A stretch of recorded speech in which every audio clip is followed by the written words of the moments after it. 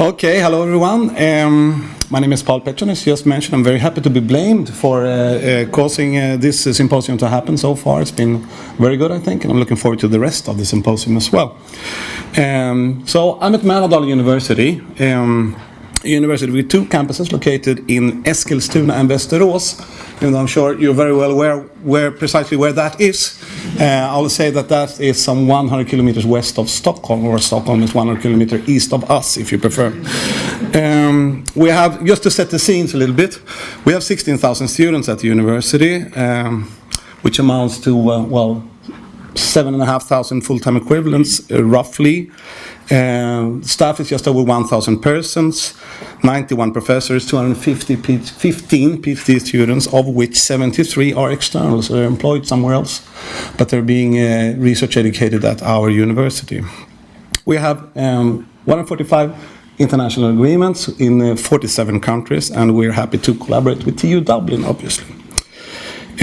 I've been asked to describe in this short time slot our ways of collaboration with industry. Very happy to do that, obviously, but I guess I should point out already in the beginning that all these ways of collaborating, I'll go through just a few of them that we use. We also do with the public sector. We do have a lot of collaboration with the public sector as well, even though I will perhaps forget to mention them on some of my during my presentation. So, as I mentioned, you see Stockholm there to the right. We are situated some 100 kilometers west of Stockholm, and we believe that we are situated in a very exciting area. The stars here are our campus cities, Eskilstuna and Västerås. And the logos, obviously, are the companies or the bigger enterprises that surround us. These are multi-international larger companies, and they are all reachable by bike from our university, if you are willing to bike 60 kilometers, 60 kilometers. So I think that's perhaps a little bit important just to point out that little detail. Anyway, they are in our counties, so we are the closest university for them to collaborate, and they are, of course, very close to us as well. ABB, I'm sure you're very well aware of that company. This is the Swedish center of ABB that used to be the ASEA company previously, that was then merged with Brown Boveri at some point. They've been collaborating with us all the time since our university was founded in 42 years ago. Volvo Construction Equipment, just to mention one of the other companies here, is located in Eskilstuna. They have their biggest hub globally in Eskilstuna. Amazon is now establishing themselves as well, together with Northvolt, what is to become a very big battery producer for batteries in vehicles. Actually, the biggest site of that kind in the northern part of Europe.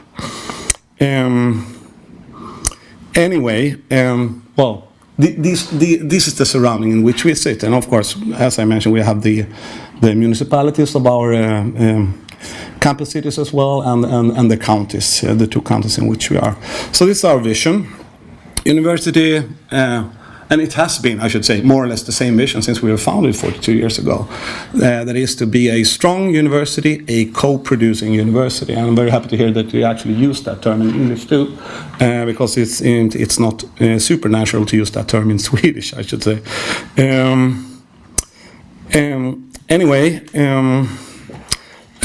It has varied a little bit over time, of course, but that is how it is phrased today. So now to the forms of collaboration that we have been using, that we have found successful, and I would like to share with you today. So one is, of course, to establish strategic collaboration partnerships with the biggest player in our region. And you see some of the logos here, or actually all of them were on the slides that you saw previously, I think. So the idea of these strategic collaborations, I would say, is that we together can do things that we could not do on our own. So they need the university in order to do those things that we collaborate upon, and we need them to do the things that we do collaborate upon. And just to show one or two examples, I show the content of the ABB and the Mälardalen collaboration, or strategic collaboration. And as you see here, Well, it's a lot about research projects, obviously, that they could not do without us. Recruitment is very, very important. Trainee programs, summer internships, etc., etc. They influence our education in various ways. They help with resources in some of the educations.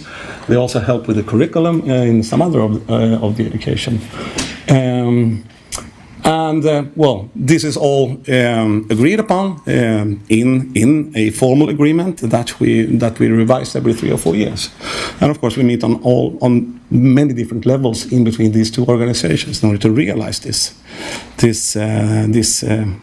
collaborative agreement. The Volvo collaboration is slightly different, or at least the agreement is slightly different. In this case, they have choosing us and some small parts of our university to become part of their strategic research, or what they call preferred research partnership program. So they're particularly interested in collaborating with our embedded systems researcher, which is a very strong research direction at the university, and they're also particularly interested in collaborating with the research on innovation and product realization, which is of course a strategic area for them in their research and manufacturing. Okay, so these strategic collaboration agreements are very important to us. They create long-term, or we can share long-term visions in these agreements, much more beyond just the length of a research project, which typically is, well, 3 years, right? So, and also they make it such that we do not become dependent on individual persons. So, which is very often the case otherwise. So when someone is leaving Volvo or Mälardalen University, the collaboration does not continue. So that is not the case with this type of agreements.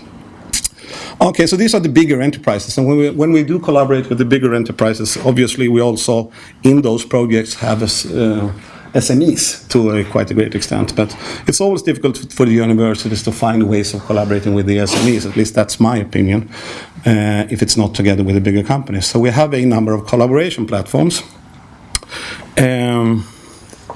where a much bigger number of companies are involved in order to collaborate around a number of thematic areas, I would say. So, for example, automation reading is obviously about automation. Mälardalen, I don't see here, but it's on robotics, for example. So, just to mention one example, the automation region is one of these collaboration platforms. It has 130 plus member companies, which then do collaborative projects or other type of events in the area of automation. The bigger companies are there as well, obviously, as they're also heavily involved in this area. But also this grants access to the small and medium-sized enterprises to collaborate with the university in a structured way. Third form I would like to mention are the industrial research schools. I don't think this is a super unique concept in Sweden. I suppose you have them in many other countries as well. But these are organized well as research schools with students being employed somewhere in industry or in the public sector and being doing the research education at our university. And as I mentioned, roughly 1/3 of our PhD students are this kind of PhD students at the university. We typically enroll them in bigger groups to create critical mass so that they can, well, we can offer them courses in these bigger groups, and they can do activities together in bigger groups as well. And then, of course, they have their individual PhD projects just like any other PhD student.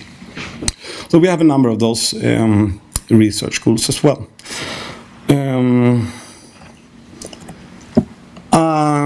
I think the last thing I would like to mention is the lifelong learning. I don't know to what extent you discuss lifelong learning in Ireland or the other countries represented here, but it is a very big topic on the agenda of higher education in Sweden at the moment. The companies are hoping for university to provide tailored university courses for their employees, and they typically ask us to do that with a very short time notice.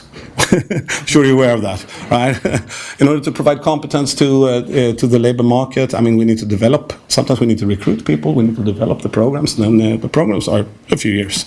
So, but they don't have the 5-year time span.